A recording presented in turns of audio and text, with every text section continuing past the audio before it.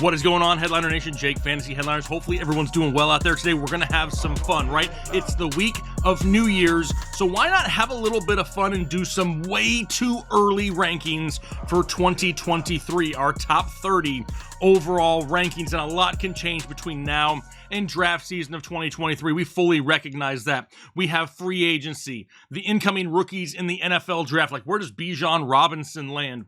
We have a few teams that we don't even know who their quarterback is going to be in 2023 here as of yet. Plus, the NFL game is changing, right? So things in fantasy football have to change along with it. We have more running back splits than ever. We have more scrambling quarterbacks than ever. And we probably have the fewest amount of defense played, maybe ever, when it comes to fantasy football. And it's really changing the landscape of how we need to look at things year after year after year. This isn't a cookie cutter format. It changes all the time. So we're going to go through our top 30 overall rankings, and I'm sure you're going to see some players in some spots that you don't agree with, and that is okay. We're not supposed to agree all the time on our fantasy football rankings. If we did, they would be pointless and meaningless to do. So that's not the purpose of this show. We want it to be interactive. You're going to look at these rankings alongside me, and maybe you have questions or concerns about certain players. Somebody too high, somebody too low, somebody not even in the top 30 that you feel should be. Well, this is where we're going to keep it interactive going into the offseason as well. Leave a comment down below on a player that maybe you see a little bit differently than I do, with reasons as to why. Leave that down below in the comment section. We're going to clip out comments, and we're going to make another show in the next week or two discussing some of your biggest questions about these rankings right here. Keep the comments respectful. If you're down in the comment section of YouTube being a total dill hole, we're probably not going to pick your comment for the following week. So make sure you leave those comments down below, and let's dive in to our way too early 2023 top 30 overall rankings. And for these rankings, we're starting at the bottom. That's right, we're going to work our way from 30 up to number 1. Starting with number 30, which is currently Breece Hall, coming off the season-ending injury, the torn ACL here in 2022. How does he fare in 2023? Don't forget, this offensive line, very banged up as well. They lost the majority of their starters at one point or another throughout this season. Who is the quarterback going to be in 2023 for the Jets? Is it Mike White? Is it someone else? Does Zach Wilson get another shot? A lot of question marks surrounding Breece Hall, but nothing to do with talent. It's how soon can he get back to 100%? How healthy is that offensive line? And how quickly can we get the ball in this guy's hands even more? 29. This could be a few shocks for you guys. How about Dalvin Cook at 29 and Joe Mixon at 28? What we're really seeing between both of these guys here is an involvement in an offense that relies super heavily on the passing game. These guys are still getting touches, but they're being very inefficient with them, and they're not getting the amount of passing work to keep them as a weekly safe floor. This could definitely drive down the price this year for Dalvin Cook and Joe Mixon. A lot of people going to have a bad taste in their mouth for the way that 2022 went. We could get them at a huge discount here this year. We're trying to find the upside. We're trying to find the safer guys with the higher ceilings and the higher floors. These guys kind of been overpaid on the last year or so maybe we can get a little bit of a discount. Heck, here at The Nation, we can maybe draw this price down a little bit ourselves. This is a pretty big community, and I have a feeling that we can probably lower this ADP a little bit if we put our mind to it. How about 27, DK Metcalf? Had a great year overall with Geno Smith, really benefits from having a solid wide receiver 2 on the opposite side in Tyler Lockett. The big play potential is there, the touchdowns are there, the target share is there. DK Metcalf here at 27. 26, Najee Harris of the Pittsburgh Steelers. We did not love the overall pass usage of Najee this year, but you have to remember, they really brought along Kenny Pickett pretty slow here in 2022. You have to expect that moving forward in 2023, we have a bigger opportunity at a more expanded playbook for Kenny Pickett. Also, a few question marks on the outside. Is George Pickens going to take over that number 1 role from Deontay Johnson? I mean, how much do we really see in the running game from Najee Harris? Can they fix this offensive line a little bit more in the offseason? Regardless, Najee Harris in line for another safe year as far as a high-end running back 2 goes. How about 25, Josh Jacobs? And I know this one has a lot of people going, isn't dude like the #1 running back this year? Why is he so much lower? Well, technically, right now, at the end of this season, he's scheduled to be a free agent. We don't even know for sure if he comes back to Las Vegas or is playing football somewhere else. That drastically changes his value, because if he's not going to be the workhorse type of guy, we could be in for a long season for Josh Jacobs, because he is somebody who definitely relies upon that volume. 24, Nick Chubb. We've been talking about this since the return of Deshaun Watson. This offense is different with Deshaun Watson under center. And as much as I love Nick Chubb, as much as this community loves Nick Chubb, the Cleveland Browns don't seem to share the same sentiment when it comes to having their quarterback being Deshaun Watson, who they paid a crap ton of money to. They're not just going to sit back and let him hand the ball off 30 times a game. That's going to hurt Nick Chubb, drop him probably down into the second round for sure this year. He was already someone that people were dropping in drafts this past year. We had drafts where we saw Nick Chubb go in the third round this year. You have to expect something similar to the same with the way this season has ended. The guy got Nick Chubb at 24. How about 23 being Saquon Barkley? A lot of people going out there, Jake, you lost your damn mind. Saquon Barkley at 23. This dude been drinking the eggnog heavy. No. Another guy who's scheduled to be a free agent, and what does his offseason look like? Does somebody else throw a bag at him? Does he go back to the New York Giants? The New York Giants have already shown that they need help in a lot of places on offense. They can't keep wide receivers healthy there, and they're going to have to address that at some point. Does that mean that we lose Saquon Barkley because they don't want to pay him that huge number? Until we really find out, he's dropped down in the rankings. And here we go with 22. And maybe you think I'm nuts, but this is where we have Patrick Mahomes. Now, when I talked about the way that the NFL game was changing, a lot of that has to do with a few stud quarterbacks that are going out there and just blowing the roof off of teams each and every week. This could be the year, for the first time in multiple years, that we have so much depth at other positions that we can afford to reach a little bit earlier for quarterbacks. So Patrick Mahomes and all of the weapons he has at his disposal in Kansas City could lead to another huge year. He's sitting at 22. Which will then take us up to 21, T. Higgins, wide receiver, Cincinnati Bengals, an offense that has proven that they can supply two high-end wide receivers. T. Higgins would be a #1 on the majority of NFL teams. He's not on his own because of Jamar Chase, but this isn't a talent issue. T. Higgins can go out there and put up points in bunches. He's at 21. 20, another young wide receiver, Jalen Waddle, Miami Dolphins. We really saw this offense this year be a lot more high-powered through the air than many people expected. And a lot of that has to do with the play of Tua. Now, obviously, he struggled down the stretch of the season, but for the most part, supplied two high-end wide receivers in Miami in a very intriguing offense led by Mike McDaniel there for the Dolphins. So overall, love this offense once again. Don't forget, this is the first year they were all together, and look at what we saw these guys do. Jalen Waddle's at 20. 19, Davante Adams. Is Derek Carr the quarterback of the Las Vegas Raiders next year? A lot of people don't want him to be, but I really doubt that they brought over Davante Adams to pair with Derek Carr, with them being old college teammates they really pushed to play together, for the Raiders to just then turn around and get rid of Derek Carr and piss off Davante Adams. So that doesn't overly make sense, but we've seen struggles at times in this offense with these two getting on the same page. Davante Adams is at 19. 18 is where we have Jonathan Taylor. I know a lot of people were very disappointed in the play this year of Jonathan Taylor. What happens in 2023? Who is the head coach going to be in 2023? If I had to guess, it's probably not Jeff Saturday. Is that a good thing or a bad thing? We really don't know for sure yet, but one thing that I do know, they're going to need another quarterback there in Indianapolis. That's for sure. But the one thing that they have going for them is a stud running back. Sure, we didn't get to see it very many times here in 2022, but I have a feeling we have another running back here that's going to see multiple games with 20-plus touches each and every week. So Jonathan Taylor sitting at 18, still a big drop from what he was in 2022. How about 17? Amon-Ra St. Brown of the Detroit Lions. Now, this team is getting scary.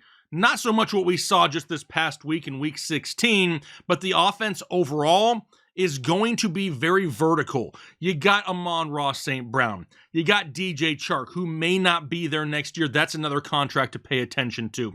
We have Jameson Williams, who we really haven't had a chance to see much of this year. He should be 100% full go from week 1 next season.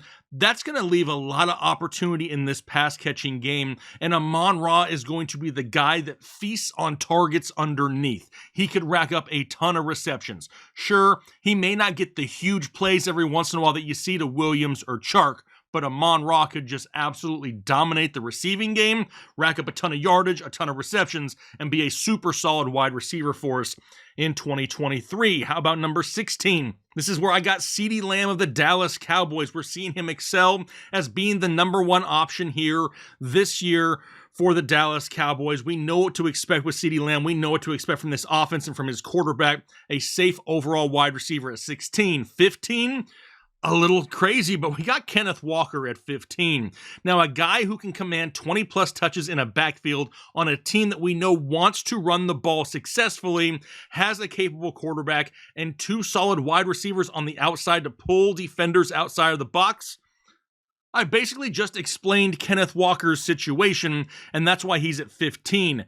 13 and 14. Oh man, this is where you know things are changing. As of right now, got Josh Allen and Jalen Hurts back-to-back at 13 and 14. 2 guys that are dominating not only through the air, but scoring touchdowns and running like crazy. I don't see, given the current landscape, unless some things change, where these guys probably won't be second-round picks here in 2023. Now, if you've watched this show for any length of time, you've heard me probably say 800 times, I'm not an early quarterback guy. I'm going to wait. But usually that's because of supply and demand, right? We knew that we weren't going to have a ton of solid running backs, so you got to take them early. If you take them early, then all of a sudden you got to get yourself a wide receiver, and at that point you're just waiting on quarterback. This could be the year where we see added depth at the running back position. We know that wide receiver is crazy deep already. Tight end's basically a wasteland for the most part. Anyway, there's 4 quarterbacks that could definitely make some noise this year earlier in drafts. We've already talked about Mahomes. Here you have Hurts and Allen. The 4th one being Joe Burrow. Joe Burrow going to be pretty early in drafts if I had to imagine as well. All right, now let's get into our top 12. Number 12, this is where I have Cooper Kupp. I would love to put Cooper Kupp a little bit higher, but there's a lot of unknowns with the quarterback play in LA moving forward. We know Matthew Stafford has a laundry list of injuries, some that include his neck, and we don't even know if he's going to play or not for sure next season. Cooper Kupp right here at 12. 11, Stefon Diggs. Kind of slow at times second half of the season, but you got to remember, these teams are playing through horrendous weather conditions, and you wouldn't even be in the spot that some of you are in without the play earlier in the season of Stefon Diggs. The targets are there, the volume is there, the yardage is there. We didn't see Gabe Davis take a huge step forward, so this is definitely still a wide receiver group that is led by Stefon Diggs. How about number 10? Oh, now we're getting spicy. This is where we got Travis Etienne of the Jacksonville Jaguars. Don't forget the Jags. Next year, they get Calvin Ridley.